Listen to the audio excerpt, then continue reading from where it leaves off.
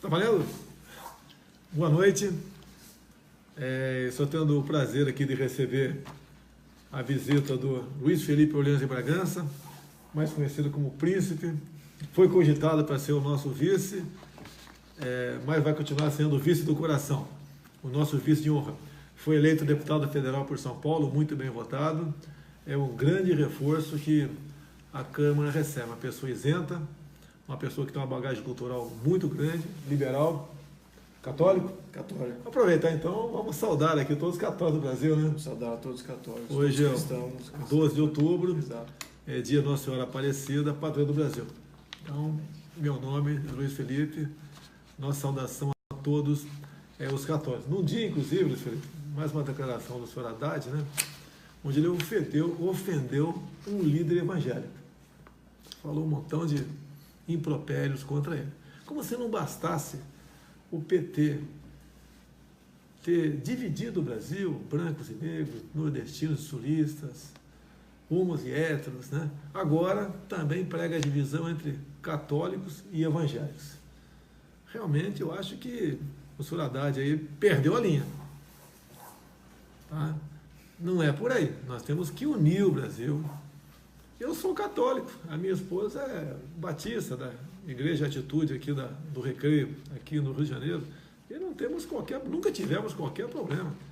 Eu confesso que eu vou muito mais na igreja dela do que na minha. A gente sempre acompanha muito mais a mulher, o que é natural. E outra coisa, né, em Ver Haddad, junto com a sua vice, Manuela Dávila, do PCdoB, dentro de uma igreja católica, e recebendo a hóstia, a comunhão, eu fico com vergonha dele, porque eles nunca se preocuparam com religião, muito pelo contrário, sempre atacaram, perseguiram. Né? Você pode ver, aproveitar aqui, tem um documento aqui, já que se fala em religião, em Deus, em valores, tem a questão do aborto. Quero deixar bem claro aqui, a senhora Eleonora Minicucci foi escolhida por Dilma Rousseff para estar à frente da Secretaria de Política para as Mulheres.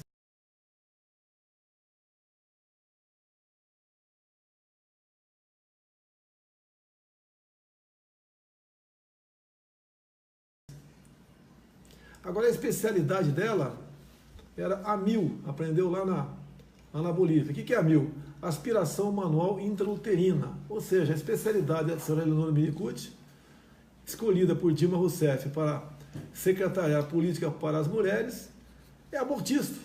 E ela declara uma coisa aqui, não tem nada a ver com a vida particular dela, mas ela declarou, eu explorei muito isso na Câmara dos Deputados, que foi publicado, entre aspas, no jornal Correio Brasiliense, e nós buscamos, via assessoria da senhora Eleonora Minicucci, se é verdade ou não se manifestaram, e então é verdade, ok? Ela disse aqui, a ministra, numa entrevista, então, ao jornal Correio Brasiliense, 12 de março de 2012. Não é porque tenho mais de 60 anos que não namoro. Me relaciono com homens e mulheres e tenho orgulho da minha filha que é gay. Deixa bem claro, o Luiz Felipe, ninguém tem nada a ver com a vida particular dela. Mas uma mulher que é escolhida para representar as mulheres no Brasil, dá uma declaração dessa, junto com a sua especialidade, né? Que é então a aspiração manual intrauterina, ou seja, o autoaborto, e mais ainda, só por curiosidade, é só curiosidade. Dilma Rousseff ficou presa por 3 anos no Brasil, tendo em vista as suas infinidades de crimes que cometeu naquele período militar, na mesma cela da Eleonora Minicucci. Bem, até aqui, daqui para frente, não tenho nada a falar mais, tá certo? Então, outra coisa também, o senhor Haddad, eu nem gostaria de tocar mais nesse assunto, porque a gente começa a mexer em coisa que está pacificada já. Quem não tem um amigo, um parente, um gay, né, homossexual, e ninguém tem nada a ver com isso. Nós somos contra o material escolar para a garotada em sala de aula. Um pai, costuma dizer que um pai não quer chegar em casa e encontrar o filho brincando de boneca por influência da escola. Tá? Se ele mais tarde quiser aí ter outras coisas, né? Tudo bem, ele quer ter outras como adulto fazer como adulto, decisões, tomar outro caminho, né? Não tem, cara, vai cuidar da tua vida. Agora o Haddad está negando o kit gay. Então, eu quero só apenas aqui lembrar uma coisa, senhor Haddad. Diário Oficial da União, no 68, de 12 de abril de 2010. Aqui, então, via portaria, né? Ele cria um grupo de trabalho para acompanhar a implementação do programa Brasil Sem Homofobia e do Plano Nacional de Promoção da Cidadania e dos Direitos Humanos de lésbicas, gays, bissexuais, travestis e transexuais, no âmbito do Ministério da Educação. Assina aqui embaixo aqui, Fernando Haddad. Se você for procurar aqui, e você acha na internet, né, facilmente, são 180 itens para garotada a partir de 6 anos de idade, sim, ok? Entre outras coisas, é bem claro aqui, no currículo escolar, que deve ser ministrado, então, né, uma doutrina onde se reconheça todas as configurações familiares protagonizadas por lésbicas, gays, etc., com base na desconstrução da heteronormatividade. Ou seja, além de dizer que é normal tudo que acontece aqui, ele quer desconstruir o casal hétero. Bem, não quero mais continuar no assunto, vou deixar bem claro. Ficou conhecido como kit gay, e o pai disso aqui chama-se Fernando Haddad, como eu comprovei aqui no momento. Prezado Luiz Felipe, você hoje é homenageado aqui. Vamos falar um pouquinho. Muito obrigado pela visita mais uma vez. Pelo que parece aí, apesar de não confiar em pesquisa, né, mas a gente está bem. Jamais iriam inflar os nossos números, jamais. Tivemos muitas reclamações por ocasião das votações no último domingo, espero que não repita isso lá na frente. Mas o mercado fala alguma coisa, e quando davam um número mais favorável a nós, o mercado tinha um comportamento. Qual é a tua leitura do mercado, Luiz Felipe? A leitura do mercado não poderia ser mais favorável. Acho que o mercado, depois de ter lido o plano do Haddad, e no mercado financeiro tem cabeças maravilhosas e muito bem instruídas, então esse plano do Haddad cai como uma bomba, porque é um plano totalitário, é um plano centralista, é um plano controlador da economia e de tudo mais. Então, percebe-se aí que o mercado começa a fazer decisões e opções deles agora, acho que não tem muita outra opção. Temos que sim abraçar um contexto de liberdade econômica, temos que sim abraçar um contexto de real democracia, que não é o plano deles, não. Eles falam de democracia lá, não, somos pró-democracia, toda a imprensa falando de pró-democracia, não que o plano do Haddad é democrático. Não é nada democrático, aquilo é a coisa mais totalitária colocada em papel nos últimos anos. Por favor, leiam e cheguem às suas próprias conclusões. Mas o mercado já fez essa decisão, então estamos muito bem na fita aí na questão com relação ao mercado. Então nós podemos dizer que o Haddad é um camaleão. Agora virou verde e amarelo, né? Virou verde e amarelo, tirou da sua página oficial a figura do Lula, lá estava escrito que Haddad é Lula, já não é mais. Foi aconselhado pelo Lula não ir mais no presídio. Ou seja, eles vão fazer de tudo para tentar enganar o povo. Só que esse aparelhinho aqui, ó, nos deu uma liberdade enorme. E no plano de governo do Haddad está escrito lá que o controle social da mídia e internet. Então eles querem controlar tudo realmente, é o poder absoluto, é o jogo de poder. Agora, Felipe, você não precisa responder para mim, se quiser você responda, né? Eu sempre pergunto para todo mundo, no lugar do Lula, você aceitaria passivamente ir para a cadeia sem um plano B? Que plano B seria esse? Olha, se seria fraude nas eleições, eu acho que houve muito equívoco, muita coisa errada, não vou falar em fraude ainda, né? Até para não levar a pancada dos outros, mas teve a senhora que trabalha na minha casa não conseguiu votar, quando ela votou para governador, encerrou.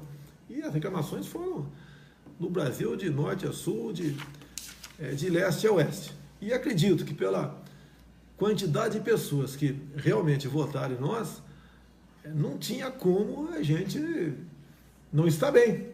Agora, o problema pode voltar a ocorrer no segundo turno, se bem que todas as pesquisas agora sempre dão em média 60% para nós, em votos válidos, e 40% para o lado de lá. Pergunta aqui, você acredita nas urnas eletrônicas?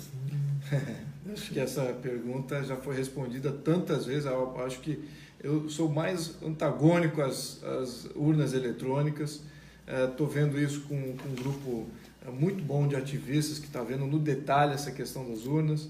E a confiança é zero, depois de falar com todos esses grupos especialistas. A confiança é zero. Gostaria de transmitir aqui minha opinião pessoal. Acho que o senhor deveria ter ganhado o primeiro turno, na minha opinião pessoal.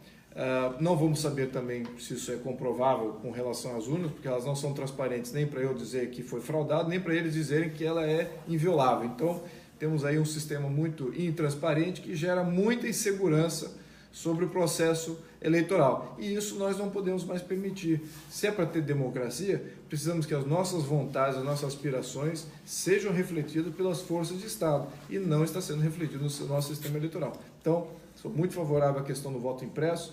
Agora, nesse próximo turno, gostaria de ver até cédula, se não for o caso aí de ter qualquer coisa nessa linha, mas fica aqui minha opinião genérica, pessoal, e sim, alguma mobilização em prol disso aí, porque de fato temos um grande problema e essa arquitetura, só ver os incentivos, né? Quais são os incentivos do Temer, do Haddad, todos esses que compõem o Estado, que estão na Lava Jato, quais são os incentivos dele de entregar o poder de uma maneira não conflituosa. Então, acho que eles vão querer fazer alguma coisa aí nesse gênero, sim. Você pode ver, o Haddad, presidente, interessa para muita gente. Afinal de contas, a gente sabe que ele vai assinar o decreto do indulto do Lula.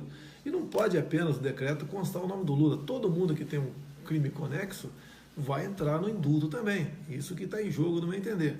Seria o plano B do PT. Mas eu acho que a avalanche de votos vai ser tão grande a nosso favor que não vai ter como fraudar. É impossível fraudar. As informações que eu tenho, olha só, das 9 capitais do estado do Nordeste, nós ganhamos em 5. Acredite se quiser. Com 8 segundos de televisão, praticamente sem fundo partidário, gastamos 1 milhão e pouco no primeiro turno, tá? Sem recurso para... A gente sabe que muita coisa é feita aí em gráficas, etc., sem recurso. Grande parte da mídia nos criticando o tempo todo, caluniando o tempo todo, e aconteceu uma coisa, um fenômeno realmente.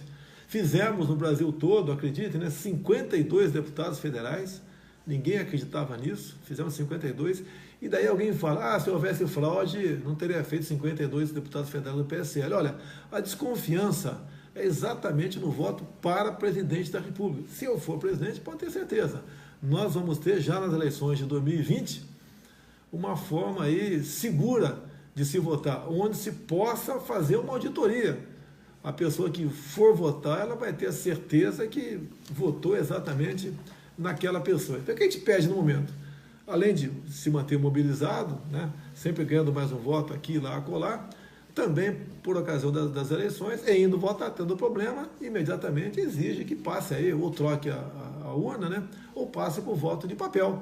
Afinal de contas, apesar de termos uma vantagem de aproximadamente 17 milhões para o senhor Haddad, a gente não pode bobear, a gente não sabe que esses caras, tudo é possível com eles. Bem, eu acho que se a gente manter a nossa batida, nós aí seremos vitoriosos no próximo dia 28. Muito bem. Mais uma coisa aqui? Olha, eu gostaria de avisar a todos que o capitão aqui está se recuperando.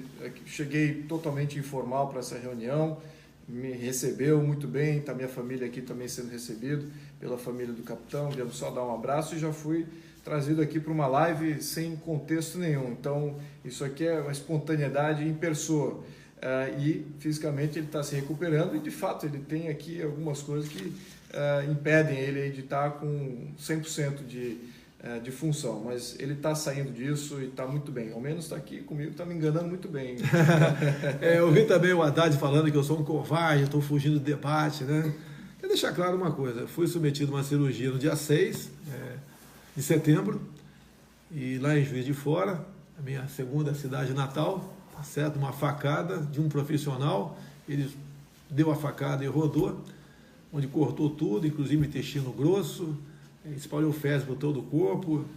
Me disseram que se eu chegasse lá 5, 10 minutos mais tarde teria morrido. Foi drenado 2,5 litros de sangue, né?